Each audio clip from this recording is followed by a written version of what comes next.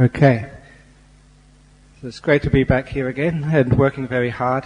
And even though I do work very hard, being at the UN Waisak celebrations all day, it's still very wonderful to come here and talk about what I really love doing, which is like meditation. And all the things which I do, it's meditation is the best. It's the heart of what a monk does. And it's what gives you energy. And it's also what gives you fun. It's also what gives you the understanding of what Buddhism truly is. This afternoon at the United Nations Waisak, there were monks from all the different traditions. You know, from the Hinayana, the Mahayana, the Vajrayana. But over in Australia, I've got another yana these days. I've tried to combine the Hinayana and the Mahayana. I've taken the H from Hinayana and the Ahayana from Mahayana to create the Hahayana. In other words, religion should be fun. The reason I say it should be fun is because when we practice Buddhism, we practice meditation, we keep precepts, if that makes us more miserable people, then that's obviously we're going in the wrong direction. If enlightenment is supposed to be the highest happiness, which is what the Buddha said, then surely that when we get closer and closer to enlightenment, we should be happier and happier people. Now, it was so important to me when I was a young meditator to see that meditation actually made me happy. And that was so important because meditation was not something which you do like going to the gym and working out of guilt. It was something you did because you liked to do it, because you wanted to do it, because you saw immediate benefit and also long-term benefit. And it's those benefits from meditation, as the title of this talk tonight, the happiness through meditation. Now, of course, the happiness industry is very big in today's world. That people spend a lot of money sort of having therapists, going out, enjoying yourself. And really, I don't know where people are going tonight on a Sunday night in Bangkok, but really, this is one of the happiest things you could be doing, to come and listen to a Buddhist talk. Not only that, it's cheap. So, even though it's cheap, it's very well worthwhile doing. And today I'm going to be talking about actually what meditation actually is and why it actually makes you happy. It was those monks who I meditated with and stayed with and learned with over those years. It's the ones which were happy were the ones who really impressed me. And it was later on when I started really getting into Buddhism and reading some of the teachings of the Buddha. Now, from the suttas, I taught myself Pali so I can read them in the original Pali, which is even better than in translation. So one of my favorite teachings of the Buddha is the Dhammacettiya Sutta, which is from the Majjhima Nikaya. It literally means like monuments to the Dhamma. And in that particular teaching of the Buddha, there was a very famous supporter of the Buddha, a king, King Pasenadi, who went to visit the Buddha in the Jetavana monastery, the Jeta Grove monastery, outside of Savatthi. And he walked into the monastery and he asked the monks, where is the Buddha? They said he's in his hut, but you're the king. If you knock on the door, he will probably let you in and you can talk to him.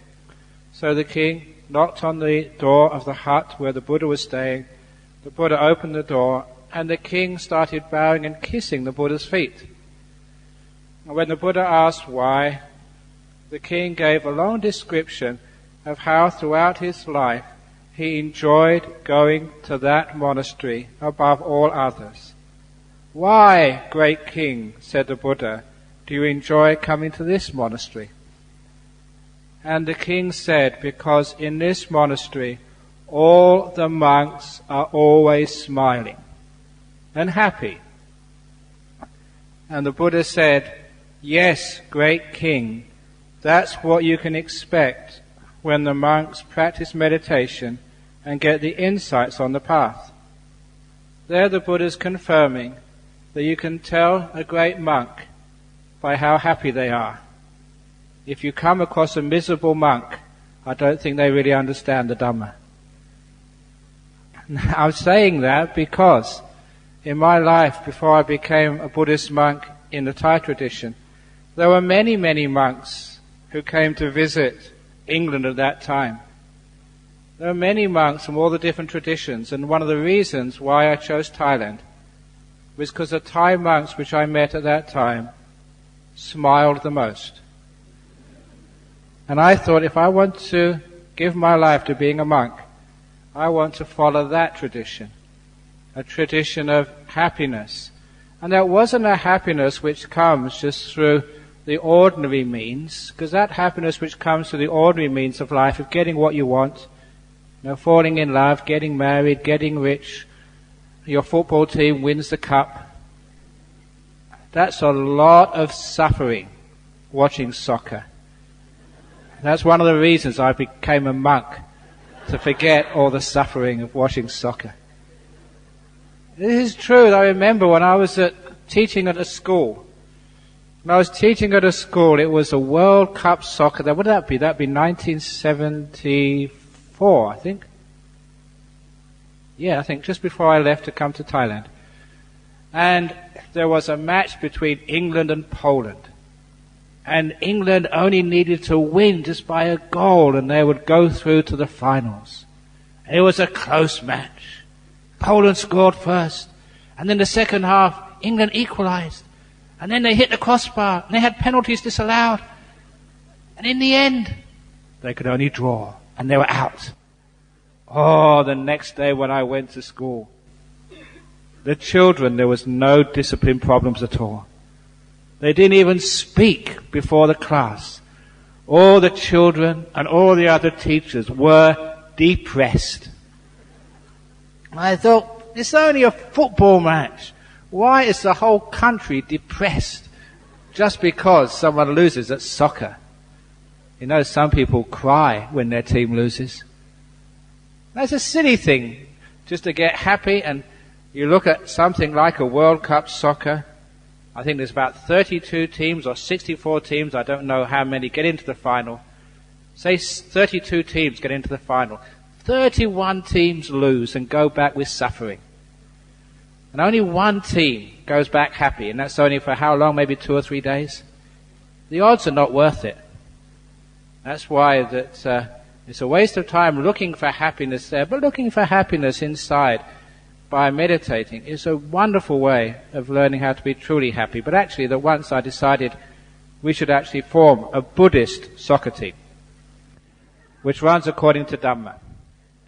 Because in a Buddhist soccer team, because we've got great compassion, if the other team wants the ball, you can actually give it to them.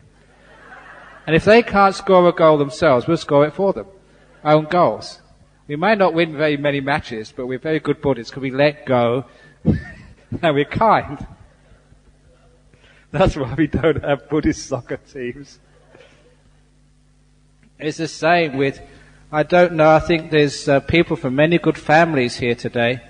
And I told this in Singapore, where I go very often, because sometimes you push your children too hard, especially at school.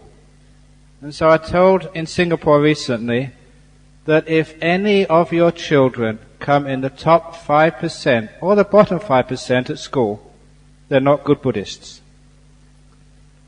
They come in the top 5%, not good Buddhists, nor in the bottom 5%, because in Buddhism we believe in the middle way. If they come in the middle, then they're the best Buddhists. Because the importance in life is actually to be happy. Not to be successful, but to be happy first. The priorities, we have to get them right. And this is something which is common sense to me as a monk, especially as a teacher for many years.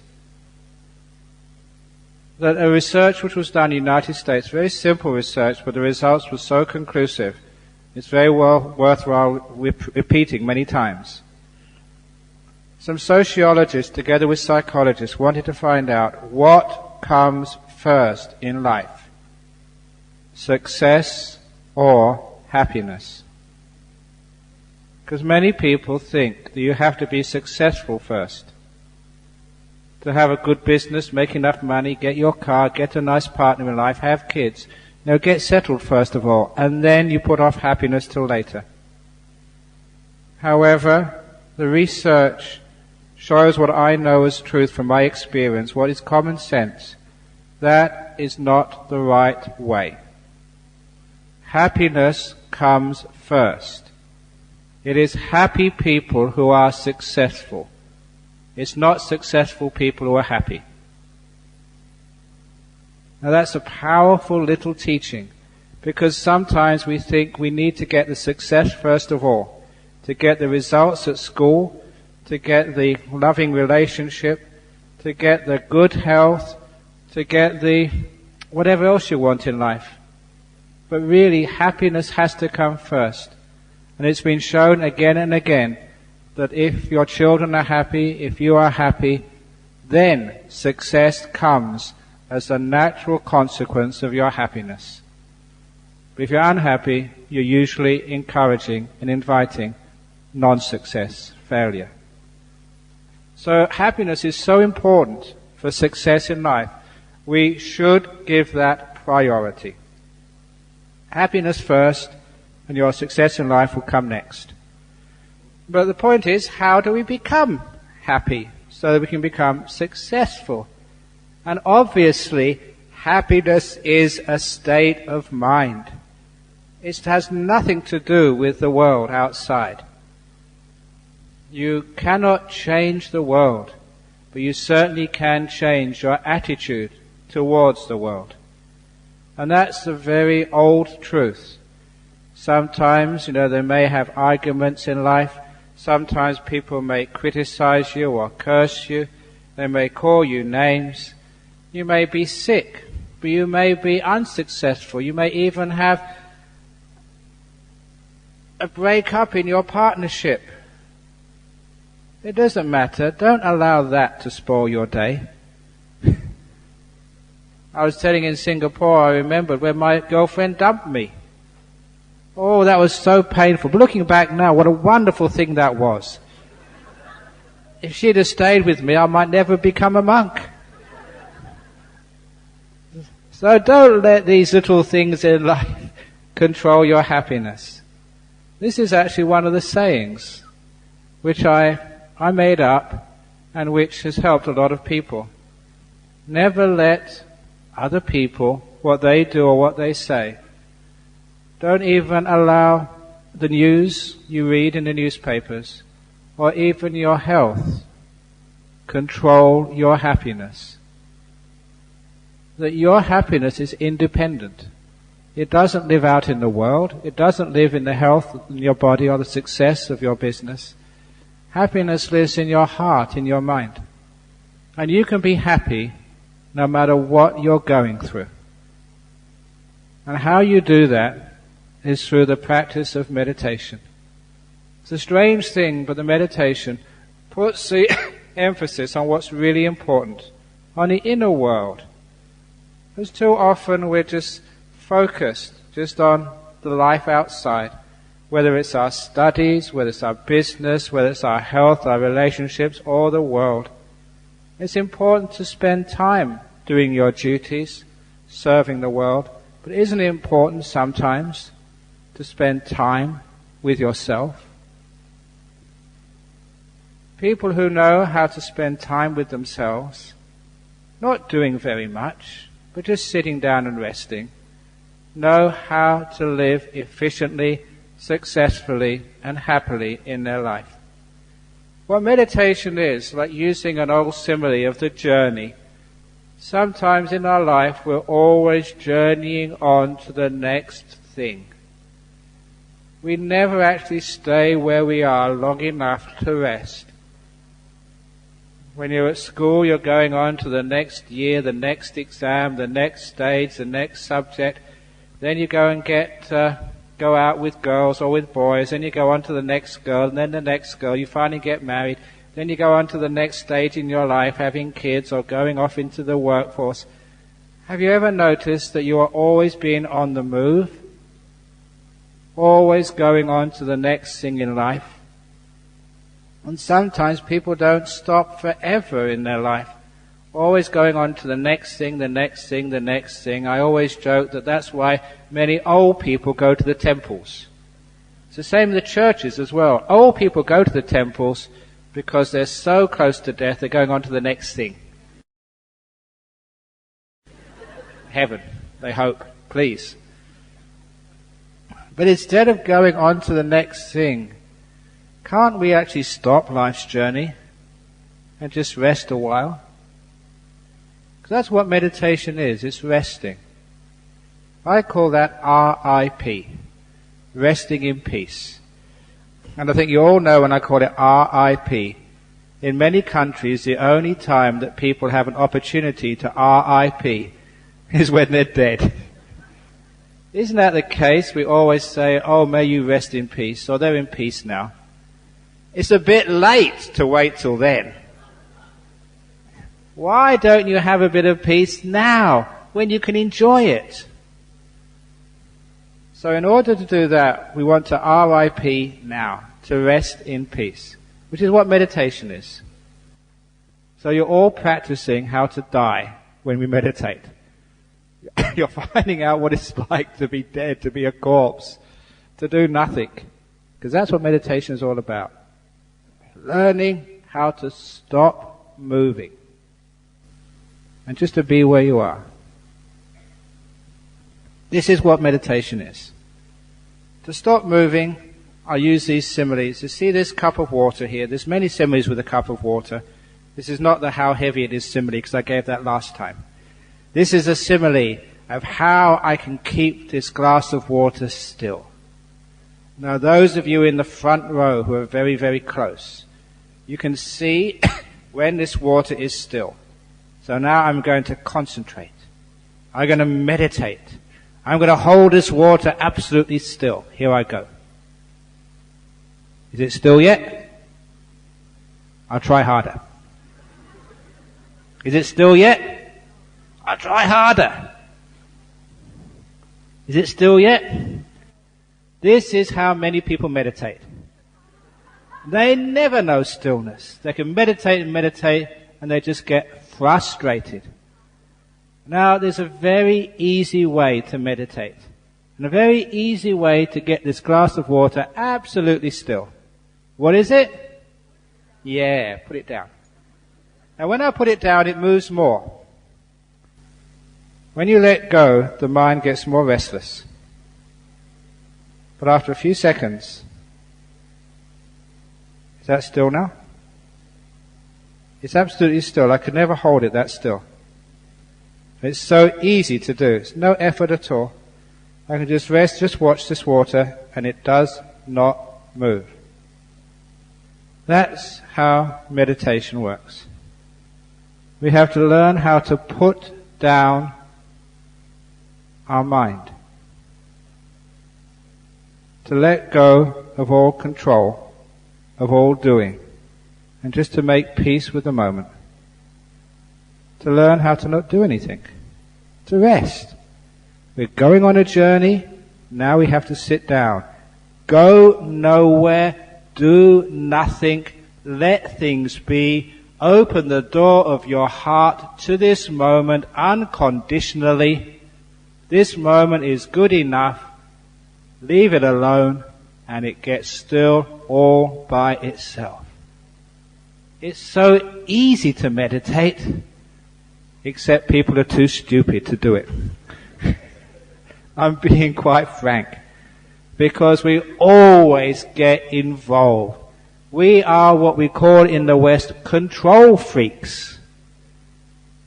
Because everything you've ever achieved in your life, which has been worthwhile, you've worked hard for it. And now I'm telling you, don't work at all. And it gets very still. I'll tell a story. This is from my 6th year as a monk. It's an embarrassing story, but it needs to be told because it shows what I mean about letting go.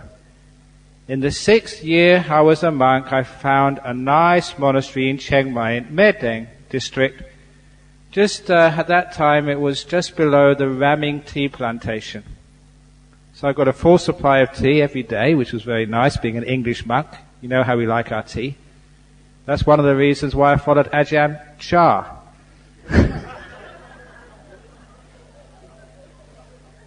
That's not a very good joke, but nevertheless. But anyway, this monastery was absolutely perfect for meditation. It had a beautiful cave where I used to stay most of the day. Except during the rains retreat when the monsoons came, I just had to leave the cave. It was actually during the Wasa, the Pansa, the rains retreat, when I had the monastery all to myself. It was idyllic in those days. It was remote and quiet. And the lay people in the north of Thailand, in the mountains, they didn't really want to listen to any Dhamma. And that suited me fine. All I needed to do was to go an alms round every morning. On the alms round I went over a hill to the next valley. There was a village of maybe 6 or 7 houses, that's all. And they would fill my bowl, it was only one monk, with very nice food. I would talk to them, give a blessing, and then walk back over the hill into solitude for the rest of the day. And the traffic problem was if I was looking, I would see the one car which came up every week. If I wasn't looking, I'd miss it. That was the traffic. One car per week. So it was ideal solitude. And I had such a wonderful time for the first few weeks, until I started getting restless. When I started getting restless, being at that time still a young monk, when my mind started thinking, you can guess what it started thinking about. What I call unmonkish thoughts. Thoughts of old girlfriends, about romance, even sex. And I never wanted to think such thoughts because I was a committed monk. But these thoughts kept coming into my mind, and I tried to stop them. And the more I tried to stop them, the worse it got. And because I was staying alone, I never had a teacher to ask any questions from, and Ajahn Chah was too far away. After a while, I started thinking I was losing it and going mad and crazy. And I remember one day, couldn't stop these thoughts coming into my mind. So I went down into the sala, into the main hall. There was a Buddha statue there. I bowed 3 times and Aditan, I asked for some help. And straight away the idea came into my mind, let's do a deal. Because I was a Westerner, that's what Westerners do a deal. And the deal was this, that for 23 hours of a day I would behave myself and I'd watch my breath. For 1 hour each day from 3 till 4 in the afternoon, anything goes time. If I wanted to think of old girlfriends, sex, romance, whatever, from 3 to 4, that's when I could think about it. I thought that was fair enough. If my mind wanted to think about those things, from 3 to 4, the rest of the day, you behave. However, it never worked as I expected. The mind was still as wanton as ever. I tried to control it. It just wouldn't behave. A thought would come in, I'd throw it out, it would come back in again. And it was so tiring when you're fighting with the mind. But then I decided, 3 o'clock came, I had to keep the other part of the bargain. I went up to the hut where I was staying in, leant against the wall, put my feet out because I was tired. And I said, okay, you can think whatever you want now. And for the next hour, I watched every in-breath and out-breath without missing one. It was so easy. And I learned a great lesson from that experience. What I learned was when you try and control the mind, you're making it more restless. When you let it be, let it go, like putting down the glass, it becomes still all by itself. This is a teaching of Ajahn Chah, which I don't think I've read in any book. It came from the first year I was in Wat Pah Pong. This was before Wat Nana Chart was started. Ajahn Chah would go around saying, his monastery is like a mango orchard. He said that those mango trees have been planted by the Buddha. It was a simile. And he said those mango trees are already mature and they are all full of ripe mangoes. And he told us, you monks don't even need to climb the tree, nor shake it, nor throw up any sticks. All you have to do these days, says Ajahn Chah, is put out your hand and a mango will fall into it. That's what Ajahn Chah said at that time. Of course, I didn't understand a word of what he said. How can you get the mangoes, the fruits of peace, enlightenment, by doing nothing? Like many other young monks, I would try and climb that tree, try and shake it, or throw sticks up to try and get the fruits of the path. For Ajahn Chah was saying, this great monk, saying, no, every time you shake that tree, the mangoes do not fall. When you're still, then the mango falls. Meditation is the art of being still. Putting things down, letting them go, not moving. And then you find how to be at peace. But it's more than being at peace. It's also learning how to be happy as well. Because one of the things I found, this is again from the early years in Thailand, and Ajahn Brahm at the front here will appreciate this. In those days we used to get up at 3 o'clock in the morning. But it was, even in those days, it was always optional. We could always get up earlier than 3 o'clock if we wanted to. But not later. And at 3 o'clock in the morning, you go down into the hall, and we'd had to do morning chanting, translated into Thai. Oh, and that was so... and after doing that, we'd meditate until it was time for alms round. And like many other young monks, it was so hard to meditate at that time in the morning. Remember that this body here was made in England. It's got it underneath here, made in England. I was used to the cool, and now I was in the hot, steaming jungles of Thailand. We were malnourished in those days. We used to eat frogs on rice. You know that story. I remember some days when we used to, there's many frogs on rice stories, but this is the best, that when this one meal a day, that's all we had to eat. And this one day there was no fruit, there was no vegetables, there was no curries, all we had was a bowl of sticky rice with one frog on top. That was your meal for the day. And like many other monks in the line there, maybe about 10 of us there at the time, we just picked at the meat on the legs. Now, this is a good lesson for people who are still at school. I was very diligent at school. I remembered my biology, so I knew what organ was which. But the monk sitting next to me, he obviously did not pay any attention to biology. Because when he was picking at the frog, he pressed the frog's bladder. The bladder still had urine inside, and that frog peed all over his rice. That was gross.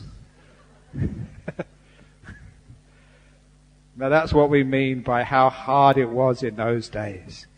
But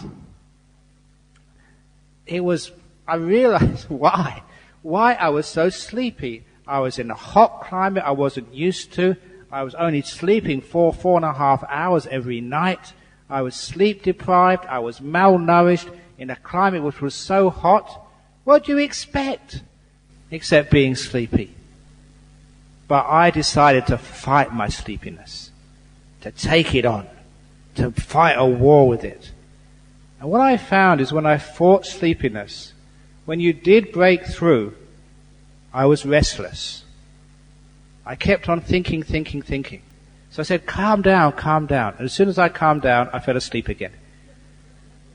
And it was always between restlessness and sloth and torpor. And I couldn't figure out what the problem was. Nowadays, when I teach a retreat, I tell people, look, if you really, really are tired, go and take a rest. Because you know Ananda, the disciple of the Buddha, it was when he decided to take a rest, that's when he became enlightened. You know that story? So we call that the Ananda method of meditation. One day it might work. But no, seriously, the reason we do this, I tell people, if you're really tired, just rest. It's nature. Any sloth and torpor or restlessness which you have to deal with in meditation, we call that the result of old karma. It's nature. You're tired because there's been causes. You're restless because of causes. You're thinking a lot because of causes in the past. You cannot change the past. Your job in meditation is what you're doing now with what you have to deal with. This is a trick in meditation. In this present moment, whether you are sleepy or alert, in pain, or just very peaceful, it does not matter what you are experiencing. The trick of meditation is, how are you experiencing that? What are you doing? You'll never get the peace, the tranquility, the freedom and the happiness of meditation. So when you're meditating, don't try and get rid of things. Don't try and get things. Meditate just to be at peace with things. And you will find this meditation becomes so easy. For those of you who know your Buddhism, there is something we call the Eightfold Path. There's something we call the second factor of that Eightfold Path, which is right intention.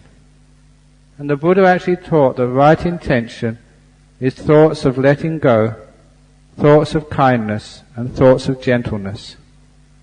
Letting go, kindness, and gentleness.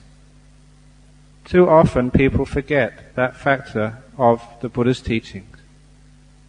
When you're meditating, please be a Buddha. Be kind, be gentle.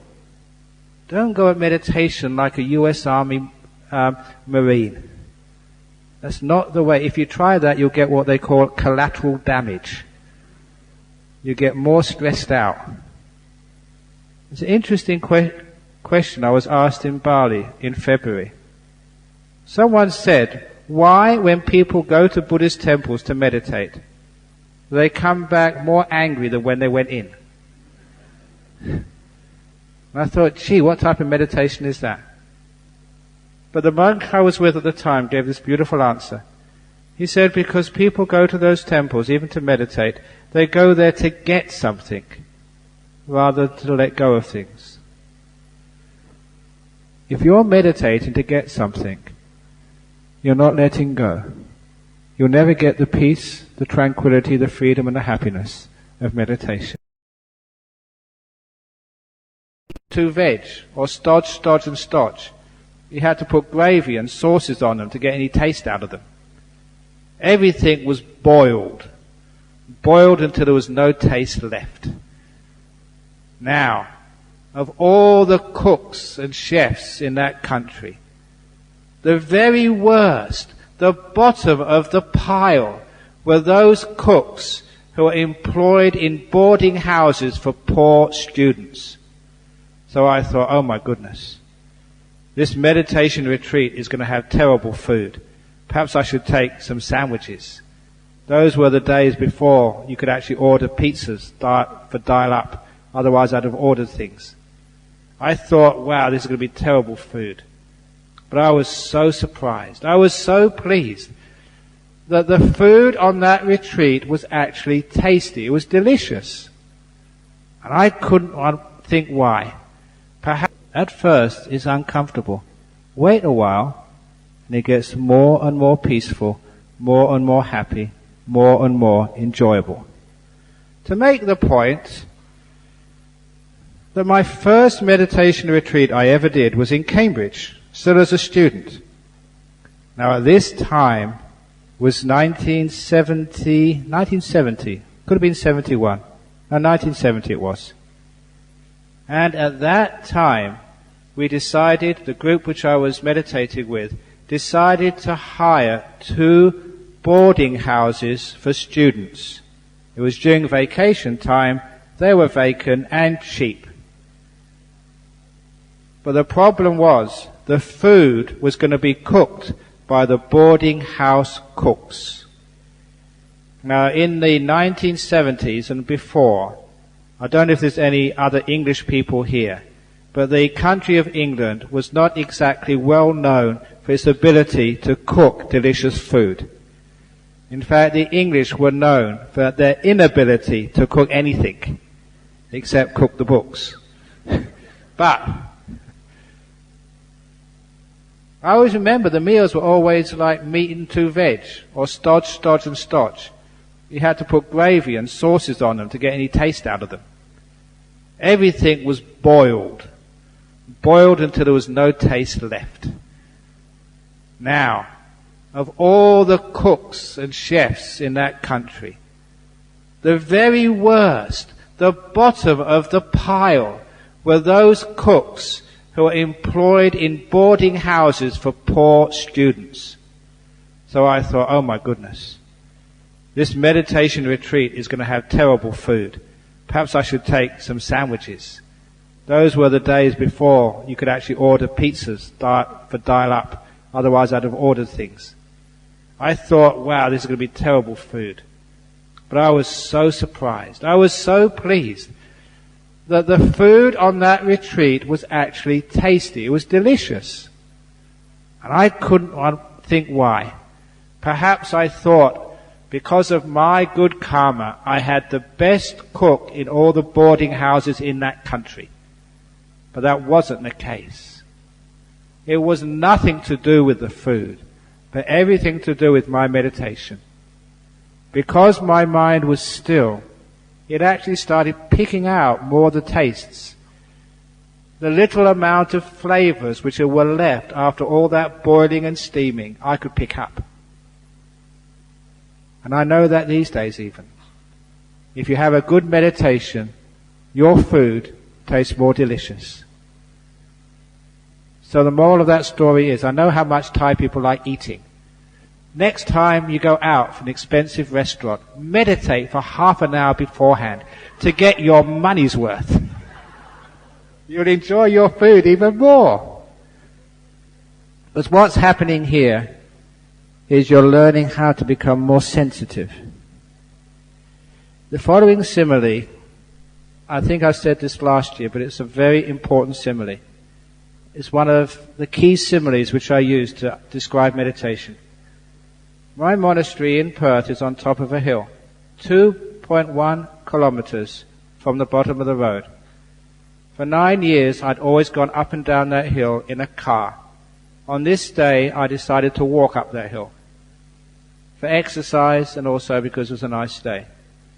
When I walked up that hill, I could not recognize my surroundings. They looked completely different. And that shocked me. If you don't believe me, the house which you live in, if you've always gone out of that house and back again in a vehicle, one day walk down that soi, and you'll see things you've never noticed before. It was a strange experience for me to notice things in a moving car. The light which reaches the back of your eye does not have sufficient time to form a proper image before it has to receive a new image. So the images do not properly form and your mind doesn't have enough time to explore it. But you think you know. As you slow down, the light has more time to form an image on your retina. When you stop still, only then do you have the full amount of time to stop and see. That's why the slower you go, the more you see. The other thing I noticed, that when I slowed down and stopped, the great problems of our modern world, one of the great diseases of our world is only then do you have the full amount of time to stop and see. That's why the slower you go, the more you see. The other thing I noticed, that when I slowed down and stopped, the colors which I saw were much richer and deeper, and they were more beautiful. Again, it was because those colors had more time to establish themselves. And I realized the problem of many people why they don't have any happiness in life is because we go too fast through our life. We live life as if looking through the window of a moving vehicle, which is called our body, our life. We never stop long enough to really pick out all the beauty, the depth, the richness in life. Even our food, we stuff it into our mouth while we're talking about something else. We're too fast in life. When we go fast, the colors are like washed out. The taste, we can hardly taste them. Even life, we don't really know life. We never hear. We like looking through the window of a moving car. We see so little, and we appreciate so little. You find when you slow down, not only do you see more, you feel more deeply, the colors are richer, life is actually more enjoyable. By slowing down, you're getting more energy. This is what even the Buddha said, what Ajahn Brahm would often say. To have a strong, healthy, energetic body, you have to exercise it. To have a strong mind, you have to keep it still. That stillness gives you energy. And that energy is what we call happiness. This is where happiness comes from, the stillness of the mind. And that gives a very deep and profound explanation to one of the great problems of our modern world. One of the great diseases of our world is called depression. So many people suffer from clinical depression, and they have to go and see therapists, psychiatrists, doctors who give medicines. Really, you shouldn't get to that stage. Even these days, in many countries, people are solving that problem with a combination. When it gets very bad, you do need medication. But if it hasn't got that far, even with medication, to also solve it with meditation and what we call cognitive therapy, looking at life in different ways. Even the person I was talking about today at the UN WASAC, one of my friends was the former Premier of Western Australia, Dr. Jeff Gallup. He was the head politician of that state. And being a federal system in Australia, he wielded a lot of power. He was very popular. He resigned about 15 months ago because he announced he had depression. Now he is working as a professor. These barriers. And what happens mostly is we work harder. We try and force our way through. Sometimes it works, but eventually you'll come across a barrier you cannot cross, and because of all that effort you put in, you get frustrated, angry as well. And after frustration and anger, the next stage is depression. You give up. When you get that part of life, it's very hard to get out of that depression again. It's much better to stop that earlier by not fighting so much. Learning how to sit down, let go, and be at peace. When there's nothing to do, do nothing. Give yourself a moment of peace every day of your life. Then you will find by resting, you can walk further after your rest. But when you go work without any mental rest at all, you're going to get a bit tired, worn out. You're not going to be successful in life. You're going to be a problem to yourself and others. If we can only get a meditation center. Once it's built, I'm sure he will come to meditate there. I'm hoping he'll bring his best friend, Tony Blair, as well. And once I get Tony Blair to meditate, then it's only a short step before we get Tony Blair's best friend to come to meditate, which is George W. Bush. Once we got George W. Bush, we saved the world.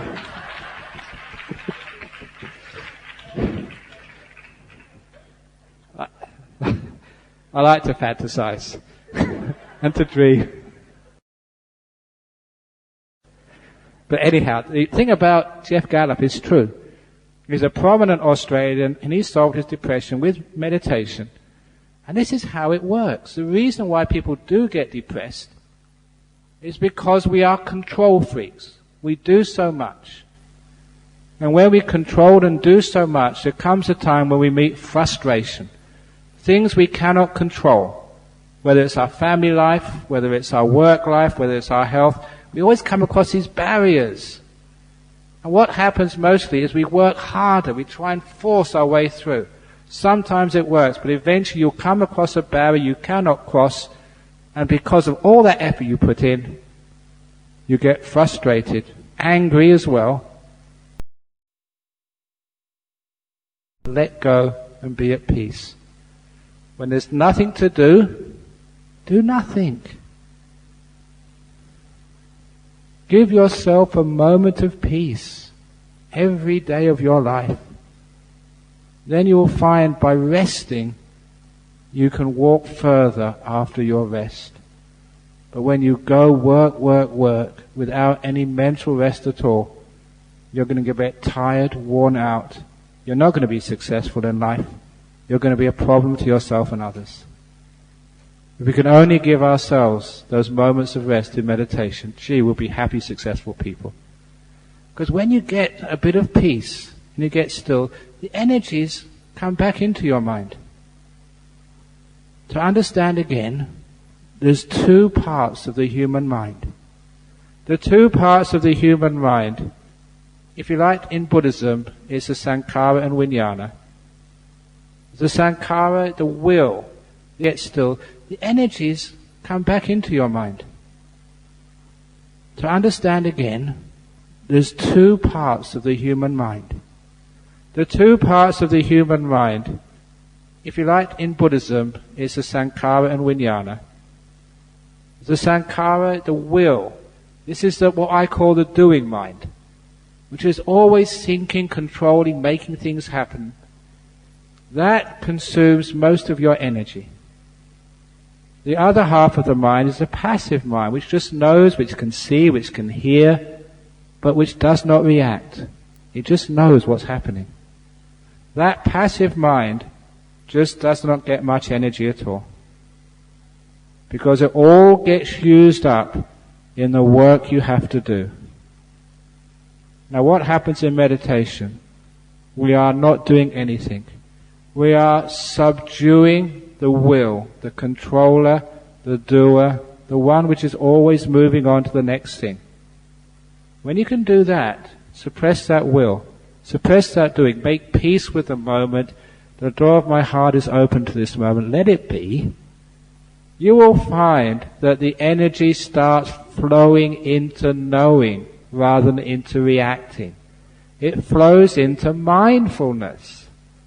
You become more awake, more alert, more energized. This is how I get my energy. When I get tired, I just stop. I stop controlling, stop doing anything. I just stay there in the moment. And the energies come back very quickly. If I start fighting, then I get tired out. So when you can, just allow energies to go into pure mindfulness, just knowing, not reacting and doing, you find you become awake, alert, you become energized. And that energy, you can see how much energy I have. It's not the cup of tea I had just a few moments ago. That was only, I call that vitamin T, but that's not really what I mean by energy. You get your energy from meditation. By the still mind, you get empowered. And that energy of the mind gives you happiness and joy. The two go together. So when you're peaceful, the mind gets energized. When it gets energized, it gets very powerful and happy. And this is actually what we mean by the happiness through meditation. The happiness through stillness. The food tastes better, you see deeper into life. Even, this happened to a person who went on my recent retreat over Easter. When she went back, she came and saw me a few days later. She said, my husband did not want me to go on retreat because he was going to miss me. But when she came back from the retreat, She was so good as a wife, he was very, very impressed and asked her to go again. Simply because his wife became happier after she'd been on a retreat. So if you have a miserable, they get very tired, I tell them, rest. Don't work so hard. It's all about letting go, relaxing. Meditation is not tough. I know that people, this is actually one of the sayings of the Buddha. And I love this saying. He said, Buddhism is a path without groaning. If you groan, that's not the middle way. It's a path without groaning. It's a happy path. That's what Buddhism is supposed to be in the words of the Buddha. I know that many people, they do what's called breath meditation. And you know what that's called in Pali? Anapanasati. Have you heard that before? What many people do, they don't do anapanasati. They practice anapanasati. They just make it painful for themselves. Please, when you meditate, if you get a sore knee, just change your posture. The Buddha never recommended people to sit cross-legged in full lotus on broken glass. This is a gentle, peaceful, soft, kind path. You're gentle, you're kind, you're peaceful to every moment when you're meditating. You're letting things be. You're putting down the glass, the burdens. You're not thinking of the past or the future. That's sometime in the future. Who cares? You're not carrying anything. I'm speaking in this strange way. In those gaps between my words, you were silent. Because you never knew when I was going to speak next. The first stage of meditation, becoming the present moment, I often tell new meditators a simile. You've got 2 heavy suitcases. The first suitcase is all your past. All the things which have happened to you so far in your life. And you carry that around almost every moment of your day. The suitcase in the right hand stands for your future, which you also carry around with you. Your fears and expectations of what you've got to do next. In meditation, we learn how to lower those 2 suitcases to the ground.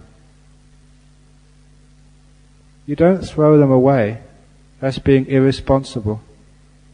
You imagine all the things which have happened to you so far in life and how heavy they are to carry around.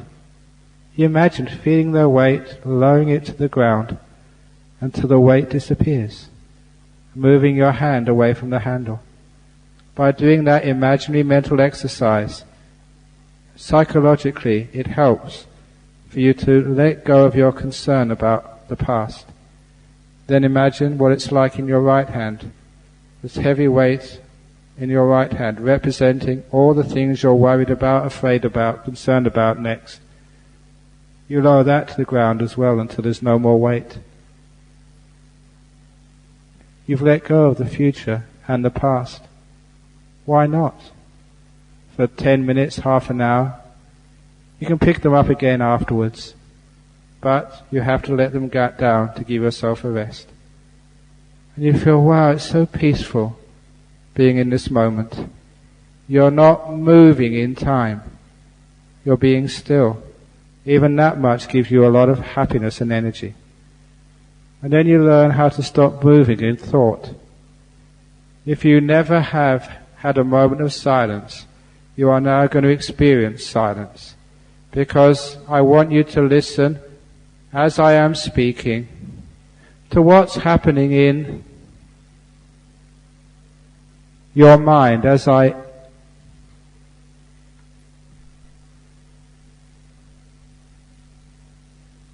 am speaking in this strange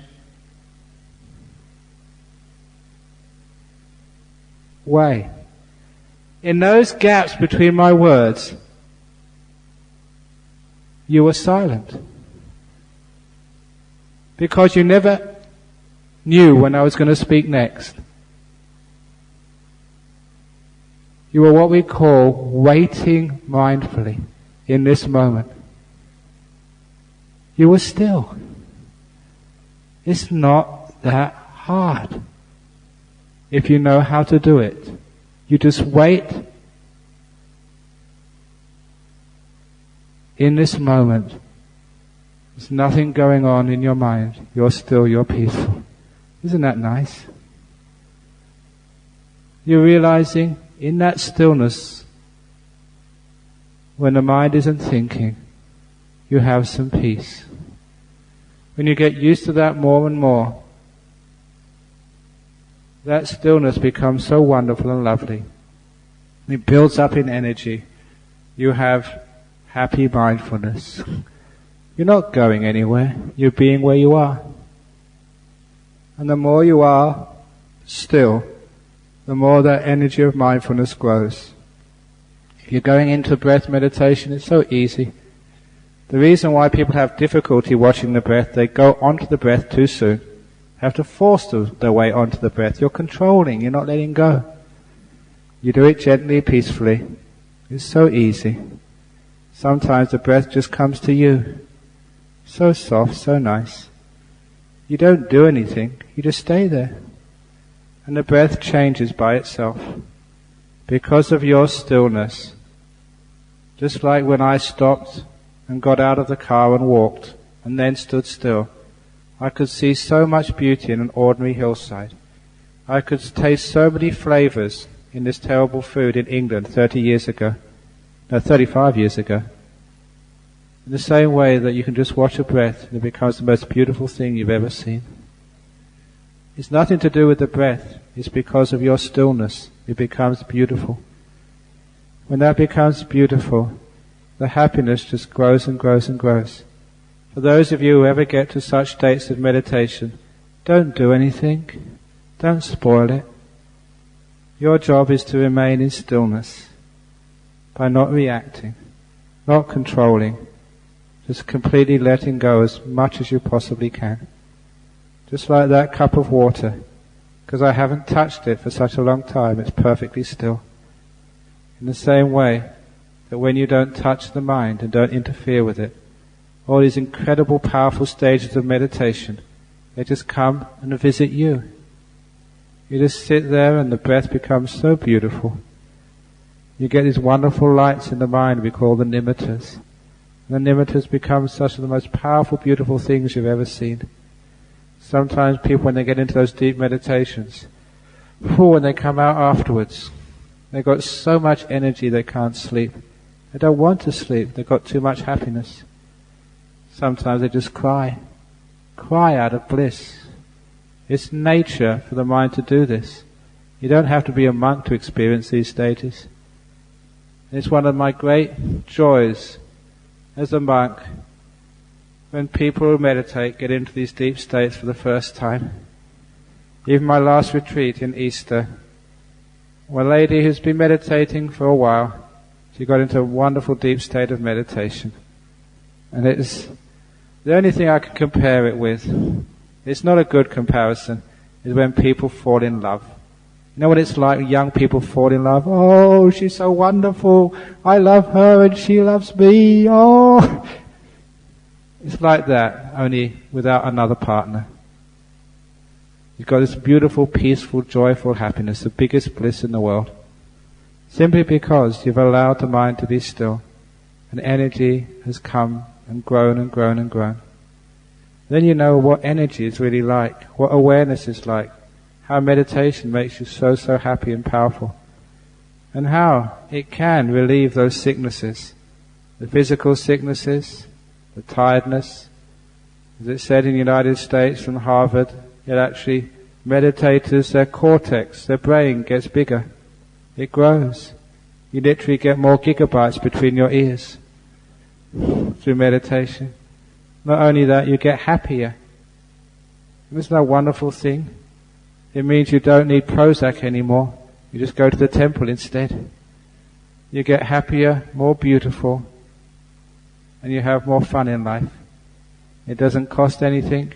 It's healthy. What a wonderful thing to be able to share with others. How to stop be still, be happy, and see so deeply into life. It means that if you have a partner, in that stillness you can see more beauty in her. You can see more, you can respect in him. Because of your stillness and the way you look, you don't tend to have this negative mind which always sees the faults in yourself and other people. Because of happiness, you appreciate and respect others. And you also appreciate yourself. You literally make peace with life itself. This is what we mean by happiness, by freedom, by being so content. You stop, you rest, and your energies come back again. When you're energized and at peace, then you are happy. That's how we get happiness through meditation. Thank you very much.